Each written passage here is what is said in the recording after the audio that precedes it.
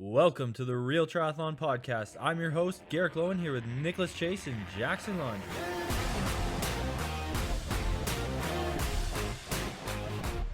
Welcome back to what is going to be an amazing episode. Absolutely knowledge-busting information coming at you. Dr. Kirstin Lauritzen is back with us, and this is your second time on our show. If you want to check back on the previous episode, you'll just have to scroll down. I don't remember what episode it is. Garrick maybe can tell me during the show. Garrick's here also.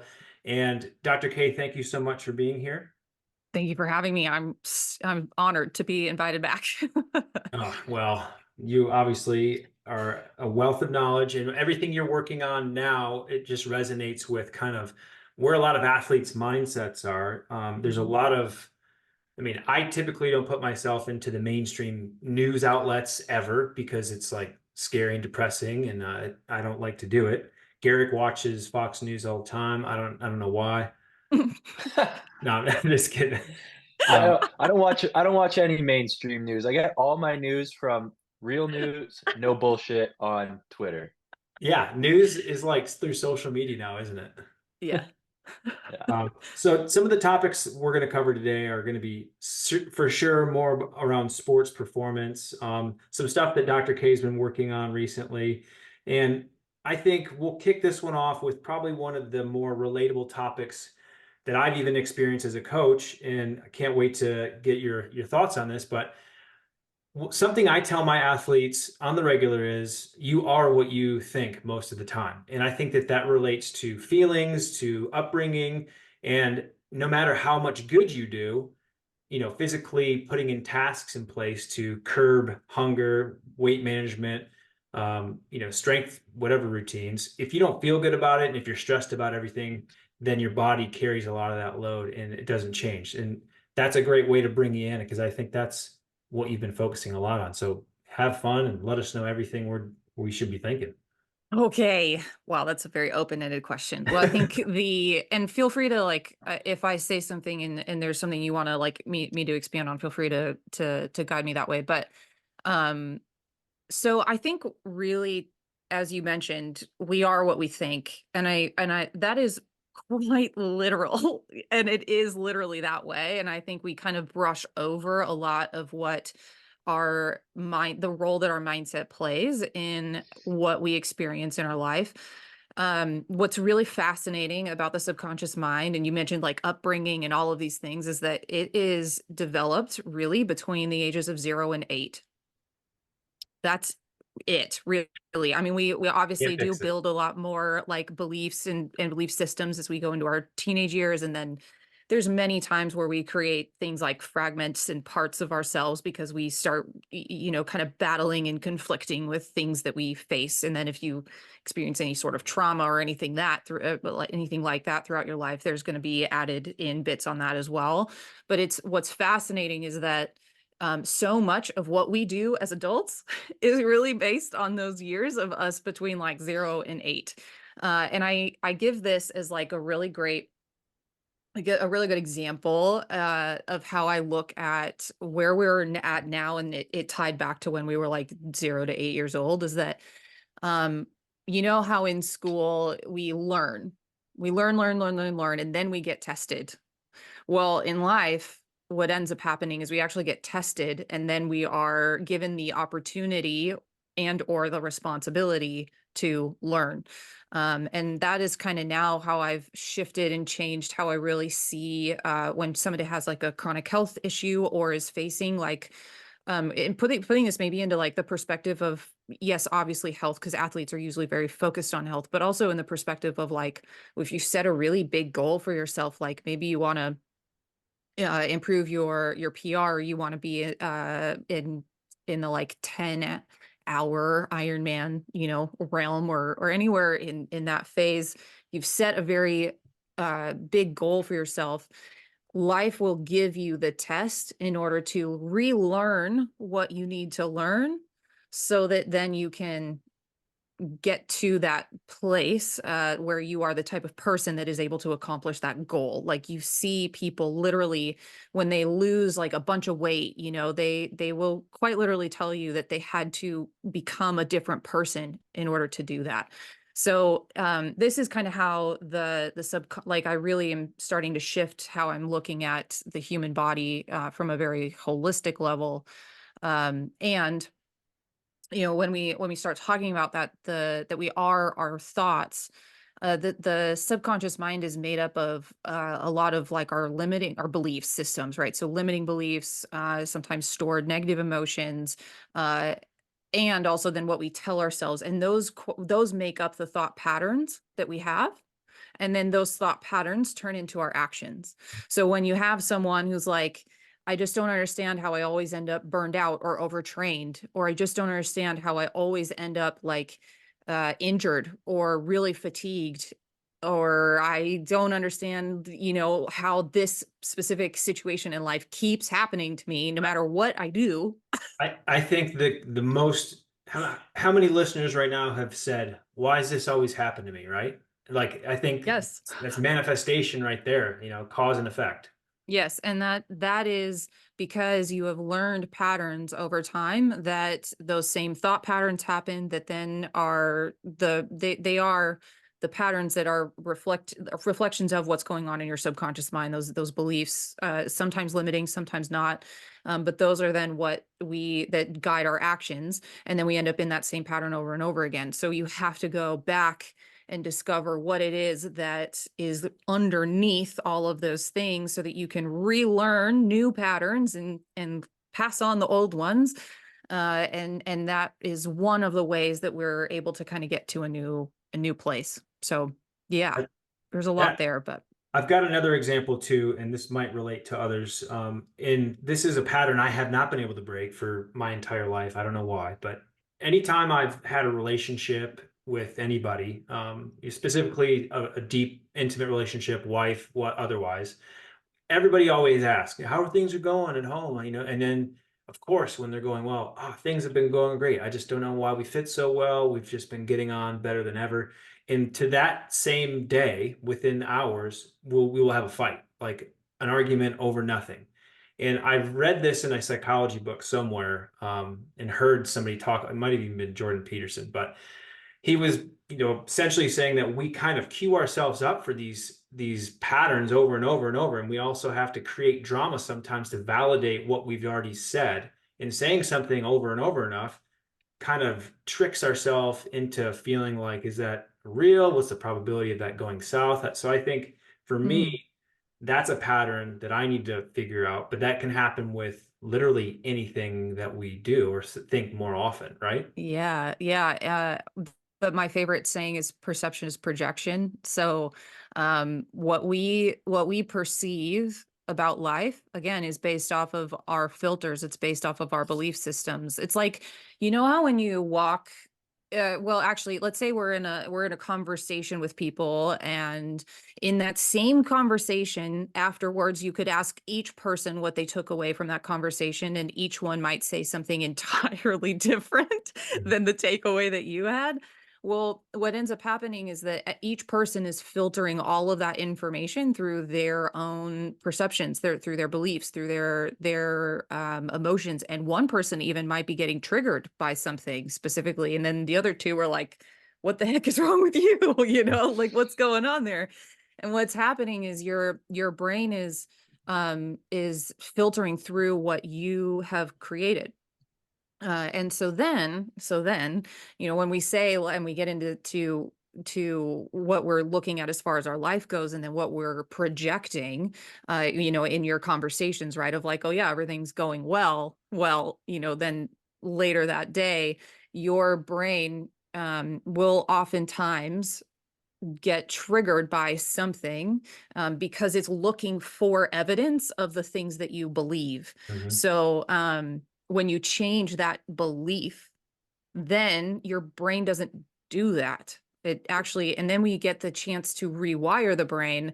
We get the chance to lay down new neurons, which is amazing, because they used to think that you couldn't actually make new cells in the brain. It's called brain plasticity. You actually rewire your brain, and then you create these new pathways. And then through an integration process, now you have a new pattern laid down.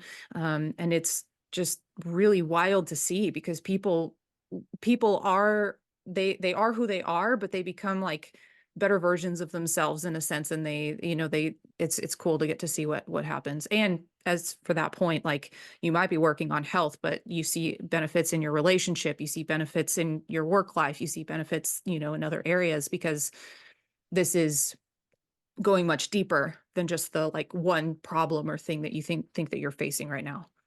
And that's why I think everything we're discussing right now absolutely applies to the sport mindset, to performance, to showing up fit on race day.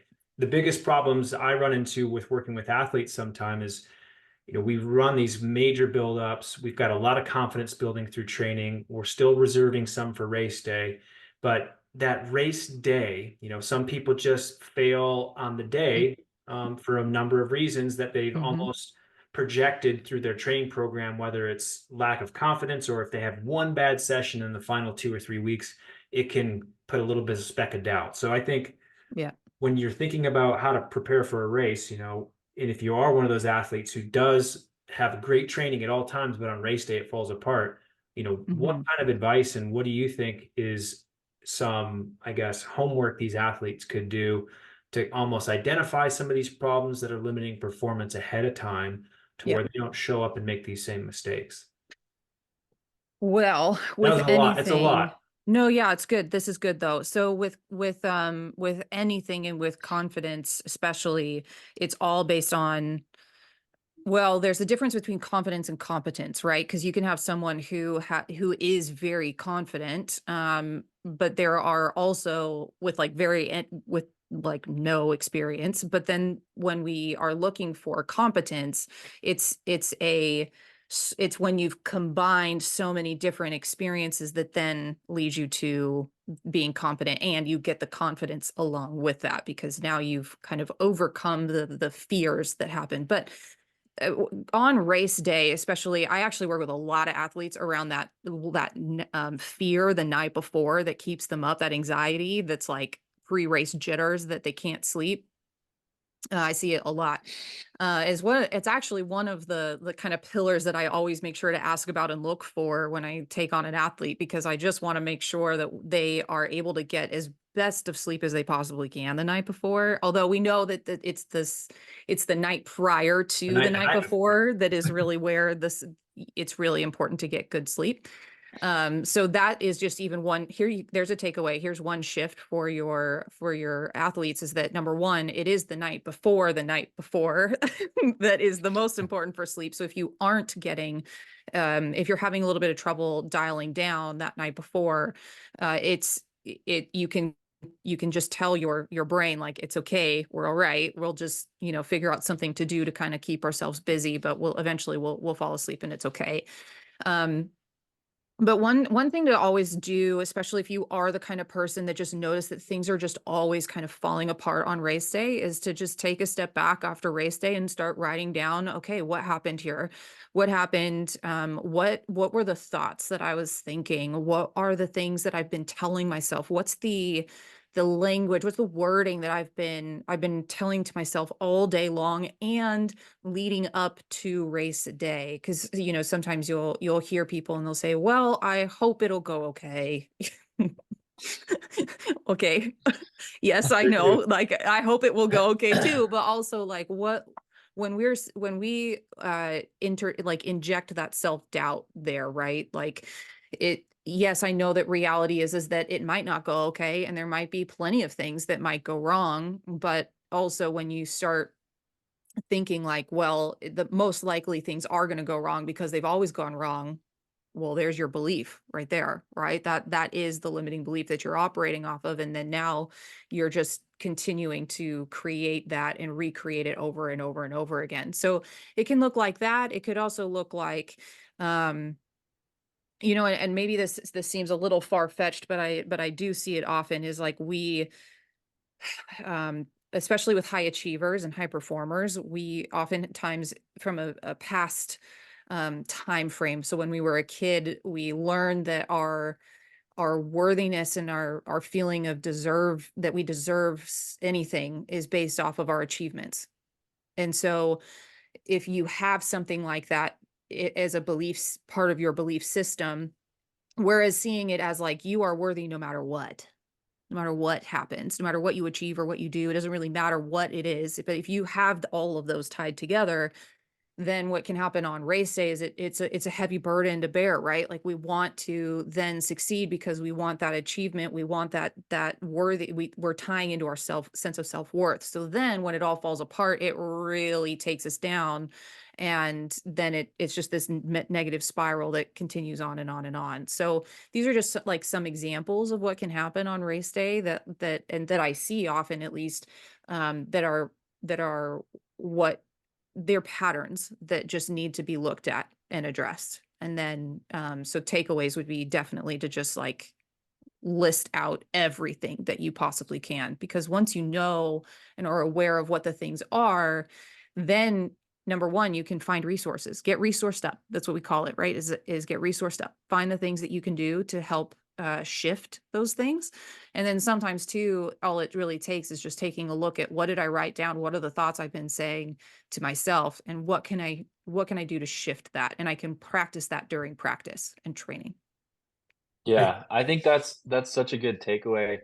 I remember hearing Simon Whitfield talk, and he's Olympic gold medalist, all this stuff, but he was speaking of his daughter's soccer game and how his daughter lost, but it was such an exciting game, and like the team scored in the last minute, and he was like, "Man, I just love sport." And it's like failure is a part of sport, Yep. and that's okay, that's part of the journey, and you just have to accept it and get your wrap your mind around it, and like understand too. You can bring it back to what you're saying, like in a race something is going to go wrong. It's inevitable. If you're racing for Yeah. 4 to 17 hours, something's going to get wrong, something's Yeah. going to go wrong. Jack and I always have this saying, like, you're going to get kicked in the dick, but it's how you handle that, right? And if you have the right mindset going into it, like, it's gonna go wrong, but it's gonna be okay. I've created, I have these resources that I've developed to know how to handle this, and I have all these tools in my toolbox, so it's gonna be all right. I mean, we've all been on the race course where we've all just spiraled, and like one little thing, and you're like, this is it, I hate it, I'm quitting this sport, like this is the worst thing ever. And then you stop and you're on the sideline, you think it's so bad, and then you see like the rest of the race going by, and you're like, it really isn't that bad, it wasn't that bad, and then you're just really sad, mad at yourself, and so forth. So Yes, those are all very good examples of things that like you can dig into any one of those, as far as like even believing, while this is also another piece, right, is like understanding what's reality and then what are we layering on top of reality. So I say this about, like, I think training for an Ironman or business, or if you're in business and an entrepreneur or whatever, it's hard. Right? Like it takes hard work. You got to work at it. You can't just like, you're not just, well, maybe some very exceptional people can just like show up and do an Ironman without a whole lot of training, but they're like, it takes hard work to get to do that. However, if you then also believe that everything has to be hard, that everything has to be a struggle, it's going to be extra hard and an extra struggle on top of that, right? So like, this is where I really have a lot of fun, I think, working with people, because you get to really get to witness and grasp all these big kind of life topics of that we want, like security and yeah, I don't know, I'm gonna get off track, but those are definitely big things to just keep in mind, because like you said, like if you believe also that there's always things that are going to go wrong, there's always things that are going to be, which is, being a triathlete is kind of one of, I used to say, it's just about overcoming quickly, right? Like you just have to adjust and adapt as quickly as possible to the things. And the more that you do it, the more you learn different ways to adapt. And then you become faster at adapting and adjusting and making good choices. But also, if you believe also that, and have a deep rooted belief that everything is going to go wrong or something will go wrong, then your brain quite literally makes that happen, which, whether or not you want it to, it will. So yeah. Yeah, I think this is a great opportunity to just kind of develop another level of understanding within what it takes to be successful at the highest level of the sport. And I Mm. think working with age group collective athletes or beginners, and then also having a lot of colleagues who are some of the best in our sport, the mindsets that I kind of really pay attention to are the ones that are successful and relaxed, and they block out the Yes. noise. They don't allow social pressures to influence their decision making a lot. I mean, you can't always avoid it, but they're not on Instagram scrolling at what their friends are doing and feeling like they're having FOMO. Like there's not a lot of FOMO for the best in the world in terms of training and who's behind the eight ball. They know what works for them, they stick to it, and the confidence. And I think, Hmm. like you said, confidence over competence. But I think what you think about most of the time, if you're stressing about all of these things, if you're inundating yourself with all these opportunities to have mixed emotions, that's what you're going to experience on race day. So you need to Yeah. practice more than anything a resilient type of understanding of, yeah, you're going to go through hell on some level, and your version of it's going to be different than somebody else's. But overall, you teach yourself to constantly overcome. And then, like you said, how fast can you rebound? Can you be a bouncy ball, or are you going to be a piece of putty? That's really another good analogy I like to remind people of. So if you can bounce back almost just as high, then you haven't lost anything. You can still make it up in inertia later on. Yep.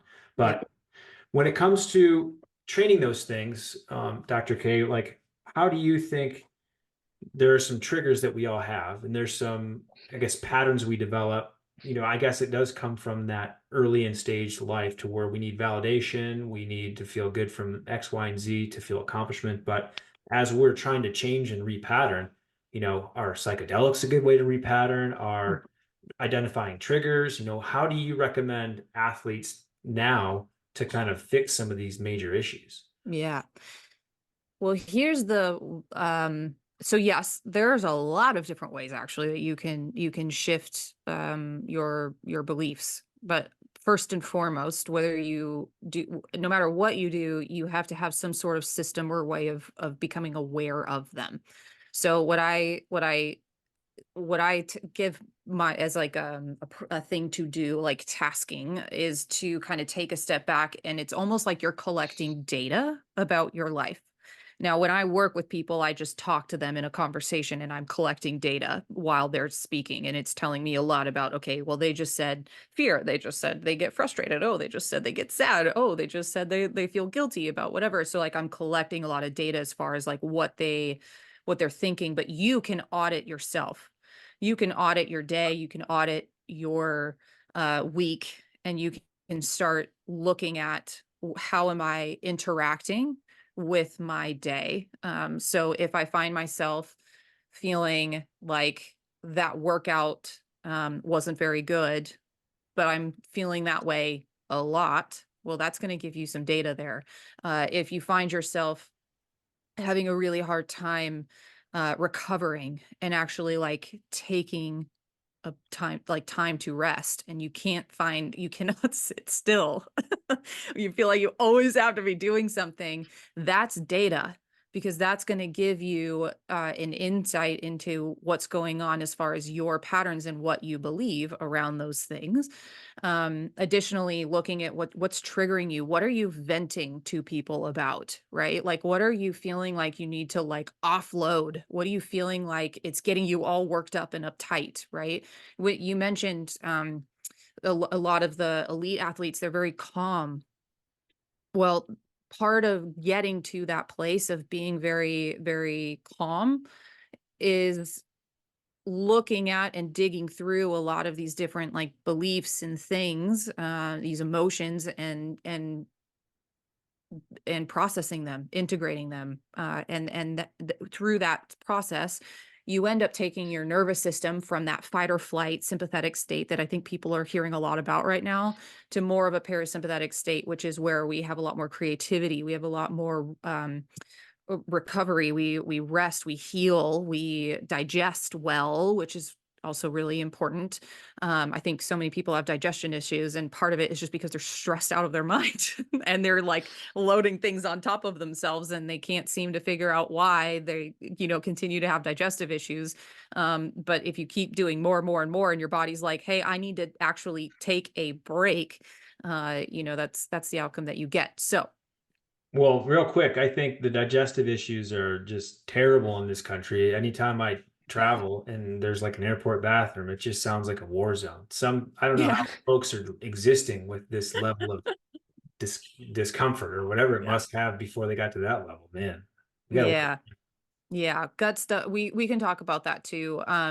So I'll come back to the gut piece really quickly, but I just want to wrap that up. So once you have the awareness piece, right, of like, okay, I know these things are probably triggers for me. And the thing too is always take a position of curiosity. So you don't want to judge yourself when you're trying to figure out what's going on here. If you find yourself often stressed with your kids, it's okay. You know, like, don't feel guilty. Like, well, if you do feel guilty, even then that's another layer, right? To like be curious about like, oh, that's really interesting. This is bringing up a lot of guilt for me. So you can see how we're instead of judging it, we're taking a step back and saying, and being very, very curious about our experience, because in each of those places, they're going to guide you on a journey to what those next layers are that you want to dig into. So then once you've done that, then it's up to you how you want to resource up. So some people will find, I teach parasympathetic nervous system tools to all of my patients. And if you're in any of my groups or any of my courses, they're there because they are so vital to helping people get out of that sympathetic place so they can gain some perspective on their situation. And then that now you see all these different solutions that previously you were only focused on the like one solution that could possibly be the thing. And there's so many more that are available. And then yeah, so some people do plant medicine. I would say if you do decide to go that route, just make sure you have some sort of coaching to help you integrate afterwards, because especially those experiences, they can change your entire world on a dime, and that can be very jolting. So just recommend not just doing that willy-nilly and making sure you have some support that's incorporated with that.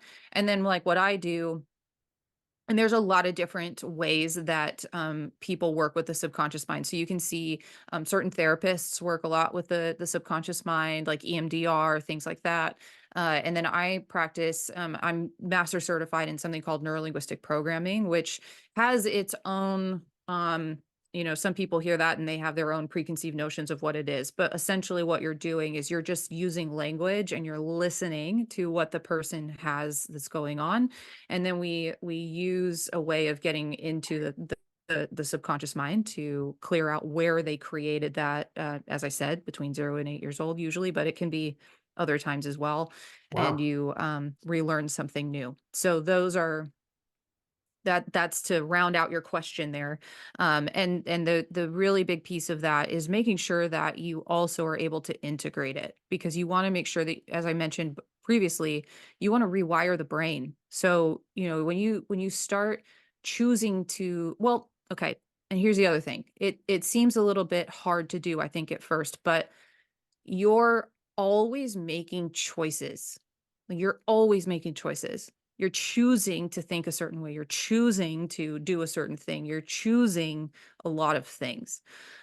Even I say this a lot because it comes up a lot because I work with a lot of people who've gone through a lot of hard things, but life oftentimes happens and does things that are not great. They're not great. They're pretty awful sometimes. And it's not that I don't ever say that I think things were meant to happen or any of those kinds of things, because I think that can feel really gaslighty and really awful when you've been through something really tough. Um, However, it is our responsibility though on how we choose to move forward. So if we like when we are dealing with a lot of things that keep us in like a victim mindset, right? Things keep happening to me. Like, I don't understand why this keeps happening to me. I don't understand why, this is always my outcome. it is also your opportunity. It's your responsibility to dig through all the stuff that came up from that so you can heal and then be able to move forward to what you do want. But I think we oftentimes get stuck in the cycle of like, gosh, I just don't understand why this is happening. And that, um, It's you know, because that, there's a lack of yeah, accountability in a lot of yeah, common thought process. It's somebody else's yeah, fault. It's been imposed upon you. yep, I didn't do this because you didn't tell me. So I think I see a lot of blame on every side of the conversation happening, and very little accountability. And I think that's right, why we're talking about this in relation to sports and to, yep, for what we do. You need to be personally accountable for your program not being what you thought it was, or your results not being to the level that you set when you initially started. Because how easy is it to say, I want to do this in 9 months, and then in 8 weeks out, you've just forgotten how it felt. You've talked about it so much, you've exhausted that dopamine that goes along with that feeling because you've just boasted and you haven't done. So I think that's yep, why this is a great topic for any athlete, because these feelings, these processes that we all just live with, that we don't even realize sometimes, that are causing a lot of anchorage to our process. These yep, are these are tips that you help people with on a regular basis, reprogram. And I think that that's the coolest, most expansive thing about this is the body is a finely tuned machine, but we haven't even really touched on what the brain can help the body accomplish until we get through the fog and the noise that we've created.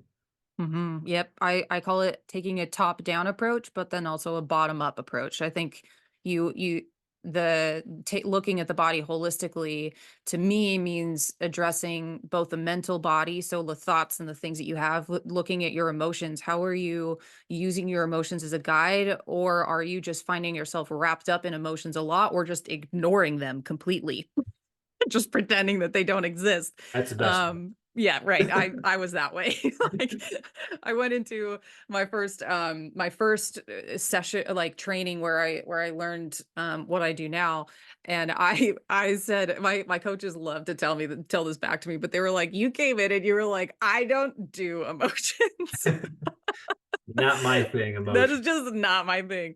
And what a world opened up to me when I realized that that doesn't work very well. So anyway, yeah. Yeah, all of those things apply so much in terms of your wellness, your ability to kind of fix Yeah. the problems that I just mentioned, everybody having at the airport with gut Yeah. stress, gut health, intestinal longevity. Like, Garrick, I mean, I'll give you the floor to just kind of dive into maybe some personal experiences after what you've been dealing with, as much as you're comfortable sharing. But I think that there's opportunity for others to kind of have a lot of relativity and maybe shed some light on some things that we can all find as solutions with you. Yeah, if we want to go into a bit of a case study, Yeah. um, so um, let's just start with myself. I used to race always at like 175 to 180. I'm 6'1". That's kind of always that was like that 5 6 years. Eventually, I was always around that weight racing as a elite athlete. And I had two big surgeries in 2020. Um, I was on a bunch of medications and not exercising that much because they were both hip surgeries, Okay. and my weight went from what was probably about 175. Well, I know it was 175 going into the surgeries, and then within 4 to 6 months, I was at 215. Okay. And this was back beginning in 20. So it would have been the final surgery was at the end of 2021. Okay. And ever since then, I think I have dipped below 190 once. I've worked with a couple of nutritionists. I've done the weigh my food, track all my calories as best as we can. Like we know, Yeah.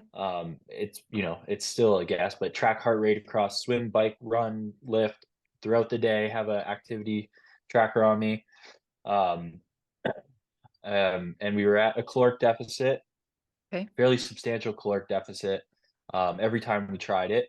And My previous blood work, I did not get free T, but testosterone levels were good, Okay. and TSH was low, was on the low end, and so we haven't been able to figure it out. But one thing is that I can, when the off season comes, I put on weight fairly quick, and I can drop that weight that I put on fairly quick. It's once I hit that like 190 barrier, um, you know, and it's not muscle, like it's very visibly not muscle.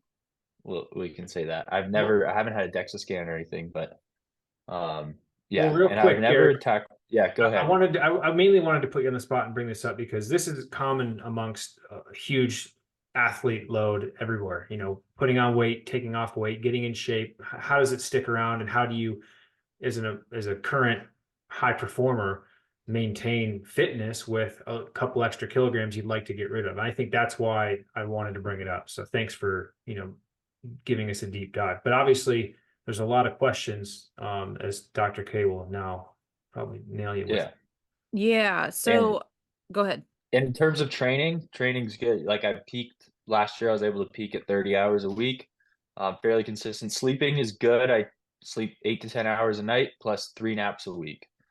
So Okay. 3 naps. Wow. yeah. I Fancy. like it. Got some free time. Okay. When you're asleep, are you waking up at any time at night consistently? Uh, I've cleaned up my sleep quite a bit. So using the eye mask and everything, I would say very infrequently do I get up. Sometimes it's just to pee, but yeah, I sleep decently well. Okay. And that, like, on this call, probably not something like we'll have time to get into, but if you look at do you have any sleep trackers, like I don't know, any of the No, watches or things? I've never actually tracked my sleep. I've just known like, well, I wake up feeling good. I don't.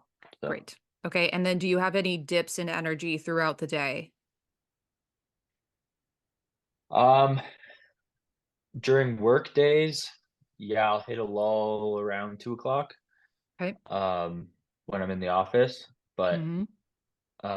that's been slightly improved. But yeah, the 2 o'clock is when I'll hit it for sure if I Okay. hit one. And then do you usually train in the morning or the evening? Both. Both. Great. Okay. Yeah.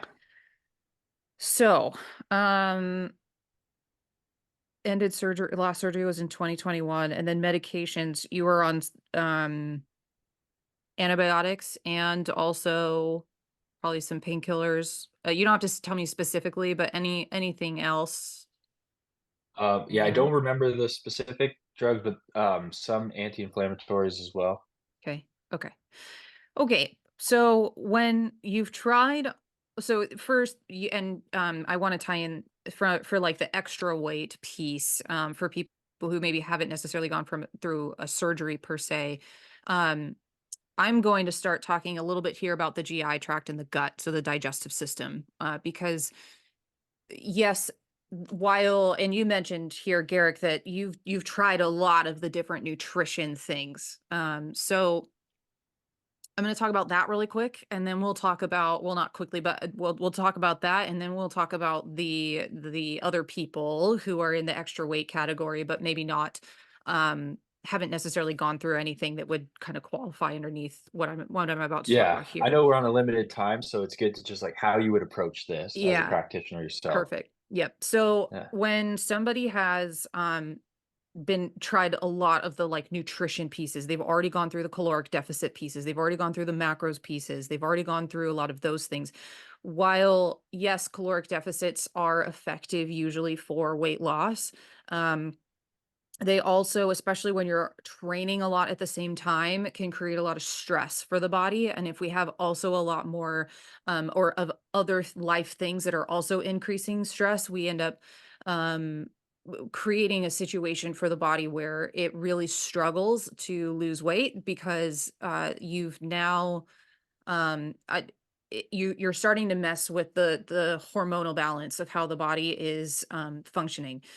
And stress and cortisol is, especially when you're in that state for a really, really long time, the last thing the body wants to do is lose weight necessarily, because if you are like, let's say this from the perspective of like, if you're going to be running from a lion and you're doing that a lot, like you don't necessarily, like, you will burn fat because you're going to need it. It actually takes all of our blood and energy, and it shunts it down into our muscles so we can continue to run and do all of that.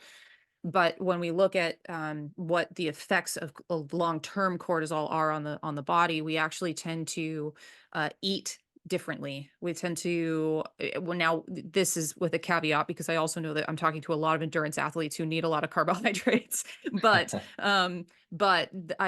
it does change our patterns of what types of foods we eat, and we might find ourselves gearing more towards like our carbohydrates and fats, and not getting enough of our proteins, which are going to be very, very important. So yes, from the nutrition perspective, all of those things are true and we are important to look at. And I do find, as a note for the people who are here that are on the nutrition side, your protein is one of the most important things that you can eat. Like, get your protein you get those levels right, and then look at all of the other things from there. Now, with the medications, how I would look at this, because you've tried all the other things, is, to me, that immediately goes to what happened to your GI tract when you were on, in your microbiome, the specific bacteria, when you went through those surgeries. Because the microbiome, there have been a few studies and they're still looking at this, but when they had these were mice studies, so I know that the application sometimes to humans is a little bit wonky, but we do know that a lot of bacteria does dictate our weight and a lot of our health outcomes. But they took mice without obesity and cardiovascular disease and diabetes, and they put the bacteria from mice with diabetes and heart disease and obesity from those mice into the mice that didn't. And the mice that didn't have those conditions and diseases ended up getting those diseases. So it's very, very important that we think about what's going on in the gut and the microbiome in relation to weight and weight gain and difficulty losing weight, especially when you've had exposure to heavy antibiotics or medications that may have shifted and changed what that microbiome looks like.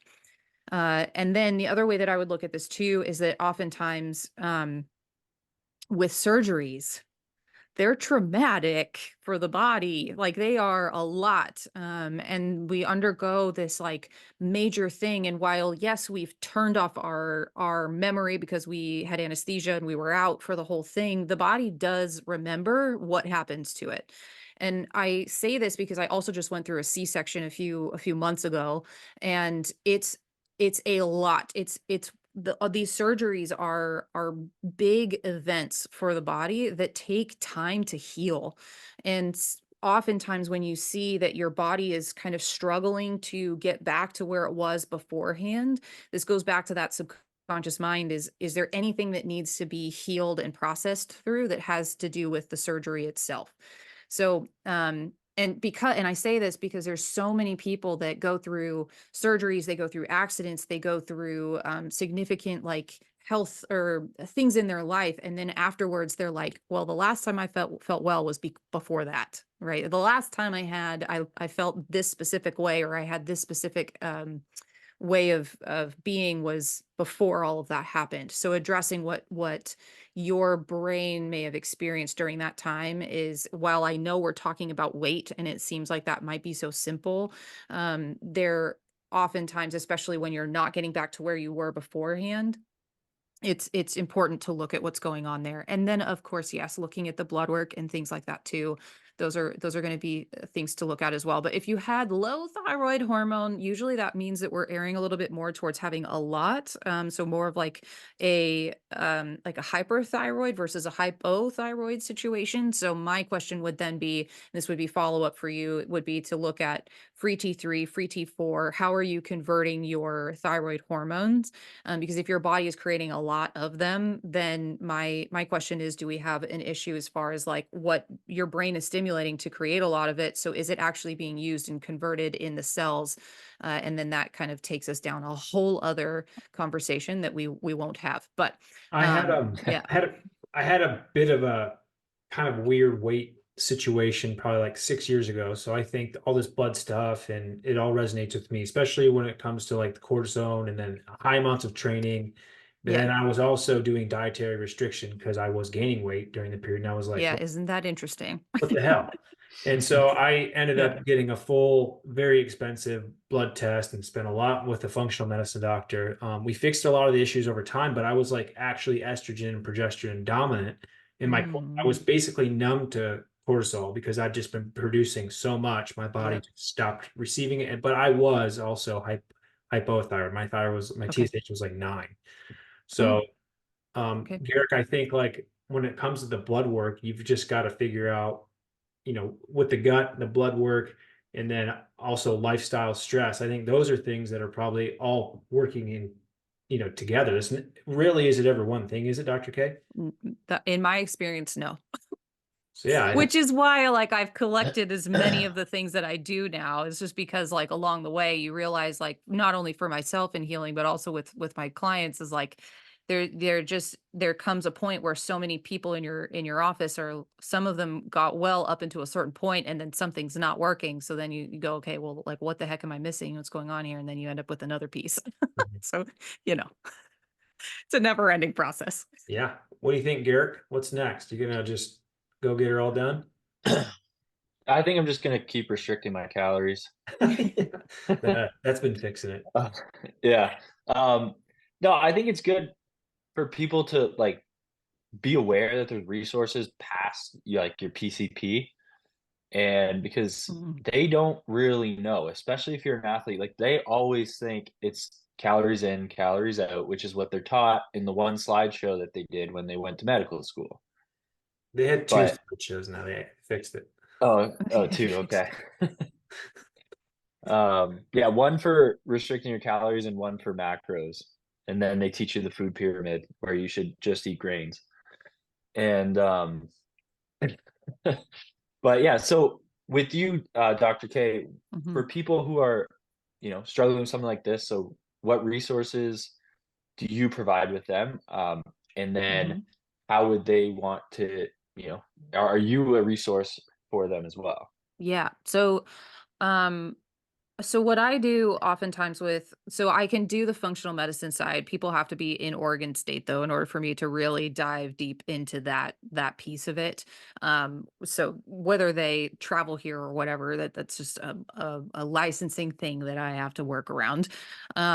However, if we're looking at like from a nutrition perspective and you want to look at macros as you mentioned, or you want to look at, are you eating enough and does this make sense? I offer like one-off kind of appointments to kind of look at all of that and address fueling. And as I mentioned, because I asked about your when you're training, your periodization of like when you're eating certain foods and carbohydrates and things like that are really important, especially if you're starting to notice kind of a lull or a fatigue point in the middle of the day. There just might be a slight imbalance there that could be a slight adjustment, and then that lull tends to take care of itself. Um, and then really where I am taking a lot of my clients right now is in that subconscious piece. So looking at, this is the other piece of the weight management thing that I've seen a lot is that, um, it's like the body has decided that it needs to keep a puffy jacket on because it's like its safety mechanism. Like somewhere along the line, it's like decided that um it's not it's not safe for whatever reason, whether they don't feel safe inside of their body or there's something that happened that then has made them not feel super safe. And so by putting on this kind of like extra layer, it's like a protective mechanism. And sometimes all it takes is just addressing where that's come from and coming from, and then that weight tends to kind of just melt off. So that's another way that I work with people is just kind of getting at it from a just a different perspective, and then they can also see a nutritionist or whoever else that's like local to them that can address the other pieces. Well, that there's just like commercial I saw where there's just like this little pen I can just put right in my stomach and it'll control my weight now. So like why do I do Yeah. that?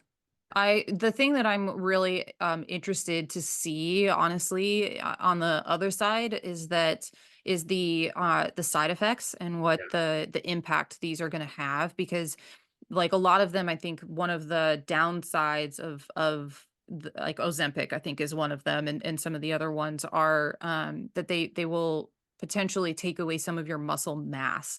And as we age, that's the opposite of what we want. It's actually better for people. Well, okay, and this is the hard part, right? Because you can't take a pill in order to do it. You got to do the work, but Yeah. you really want to build the muscle tissue and the muscle mass, because as we age, the more we hang on to that, better we age. Our body does so much better when you keep that muscle mass on. So, I think, yes, in the short term, it might help with our cardiovascular system and our metabolic system, especially for people who are really, really struggling and they're just fighting against this like never ending cycle. But at some point, You the got to do hard the work is going to have to be there, and I know that we don't always want to do it, because I don't always want to look at the hard stuff either, but if Yeah. I want to get to where I want to Yeah. go, you got to do it. Yeah, Yeah. I work with type 2 diabetics all day, and Oh, I you know a lot who have taken the Ozempic, um, who use it, and then when they come off it, they just, because their life habits don't change, right, they go that's right back to where they were. yeah. It's yes, exactly. And this is the thing, right? And this is what I talk about from like the subconscious mind, is that you have to become the person that then has the result that you want, right? So it's like we get stuck a lot in the doing of the like, I've got to do all of these things. But then when our belief systems don't actually believe that we can be that person, even though maybe you might be like, yeah, I'm going to do the work. I can do it. I've accomplished these things before. If you have some sort of underlying belief that doesn't actually believe that you can be that, like that can be you, y- anything that you do is not you're working upstream. So when you are able to change like you kind of have to become a different person. Like you have to own the being. You have to own the person, that become the person first that believes that you can do it, and then when you apply the doings, then everything kind of shifts along with it. So if you take something that is like a band-aid that covers up everything, um we oftentimes will just get the same result when that band-aid is taken off. Yeah. Lifestyle's got to shift and change. One of my favorite things to kind of relate training and any challenge that you have to bring into your life, which is could be dietary, could be family, whatever. You just have to fall in love with the struggle if you want to see an adequate change, because that is going to be tough.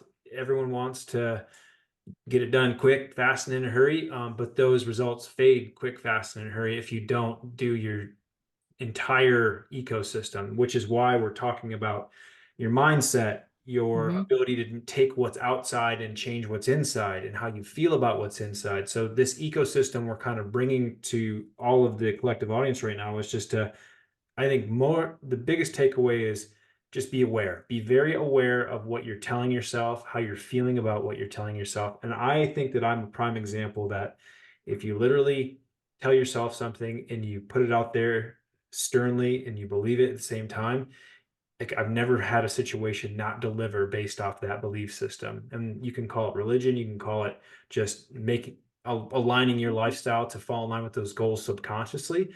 But if you Yep. absolutely believe those things, like you wouldn't believe some of the junk food and fun that I have, but I also time it properly. And I believe when I'm eating it, like I know I need this fuel because I've got a 6 hour training day tomorrow and my body needs these reserves. So I think you Yeah. believe you're eating is good for you because of these facts. Obviously, you can't just fake it. But the same thing Hmm. with all the negative things. If you block them out and you turn them into like a weapon to use against the negativity, like you just kind of turn into some rubber and bounce all the crap back off you. I mean, it's all very simple, but it's very complicated within the current dynamics of our lifestyles. Yeah. I say it takes effort to create the Yeah. effortlessness that we want, right? You got to put in the effort to create the effortlessness. So, yeah, it You got to does. spend a lot of money to be healthy these days. If You do. no cheap way Yeah. about it, unfortunately. No, there's not. But at the same time, if like, and I know that we see this all the time, but like the money that you spend now does pay forward. Mhm. It does. You know, so yes, I know it's expensive, and like it's also expensive to be sick. Yeah, it's really expensive, and you're not paying for it at that point usually. Somebody else probably is. Mm, potentially, yes. Yeah.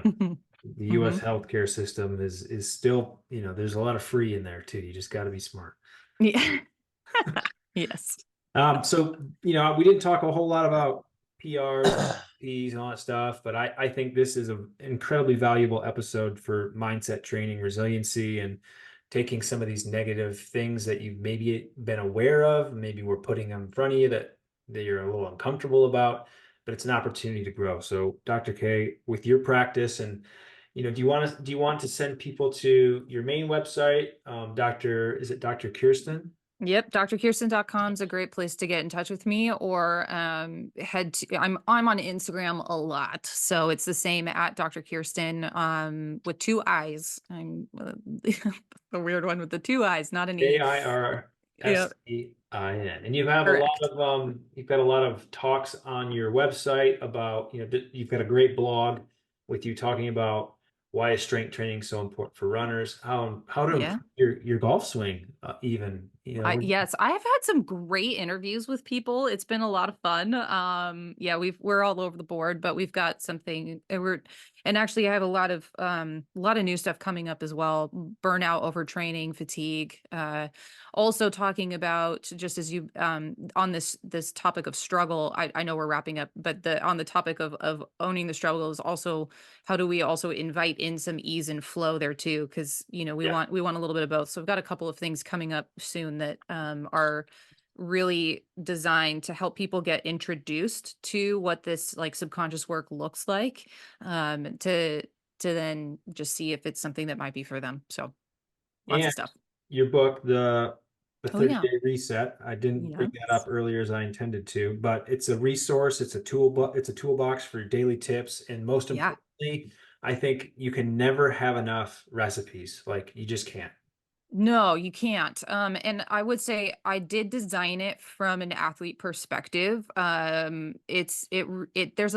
each day and each week is well balanced as far as from a variety standpoint on the nutrition side, and you can easily tailor it to what you need, whether you need more protein or more carbohydrates or fats or whatever it is that you need. That is what it's there for. And to help you get a lot more of like the rainbow and gut supportive foods and things like that. So each day also has some really like simple and easy tips that maybe if you need to go back to the basics for whatever reason, it's a great resource for that. Yeah, $25 on your website, and I'll get my signed copy soon. I hope. Let's see if Garrick will get his. Don't worry, we'll get him taken Perfect. care of. But any final tips or words before we sign off today, Dr. K or Garrick? Oh, goodness. If you managed to sign an ebook, I would be very impressed. Well, maybe I'll be able to create like a printed copy and I'll send some your way. There we go. There you go.